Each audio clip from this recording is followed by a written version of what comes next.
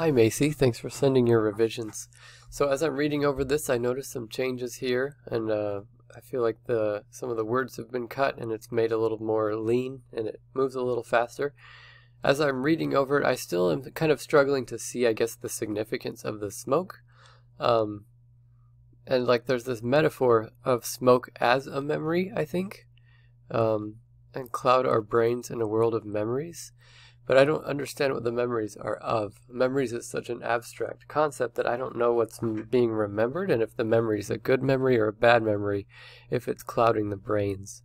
I definitely can relate to the experience of sitting by a fire and just having the smoke kind of always in my face. Like that's just one of those things about sitting by a fire where the smoke seems to always be a problem.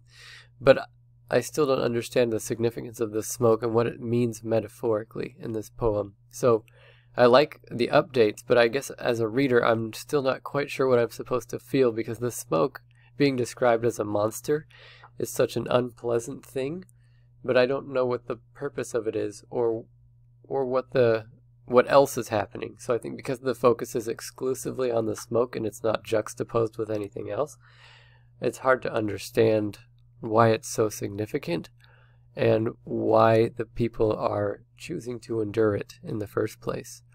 I think the key might lie in these lines. Every crackling whisper tells stories, years of memories withstanding this monster, but I don't know what the monster is. I know that it's smoke, but is it something else?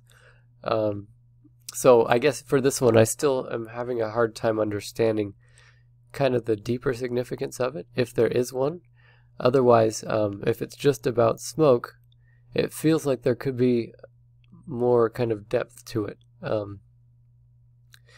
Also, this line has been revised. The grimy monster hurls minute firebombs. But is the fire hurling the firebombs, or is the smoke? Because the smoke is what I thought was the monster, but sometimes it's the smoke, and sometimes it's the fire. So I would say I'm still not quite clear on the purpose or meaning of the poem. I'd be curious to know from you kind of what that is. And I do think it's improving in terms of the wording and so forth. And I like the snap, pop. I like the description, the sensory descriptions, and kind of the relatability of this image. I like how attacks and pounces and bites. We never run, we never leave. But I don't know what they're standing against, really. And why they want to do that. So that's kind of, as a reader, those are the questions I'm asking. And so I guess I'm just curious to get some insight on those things.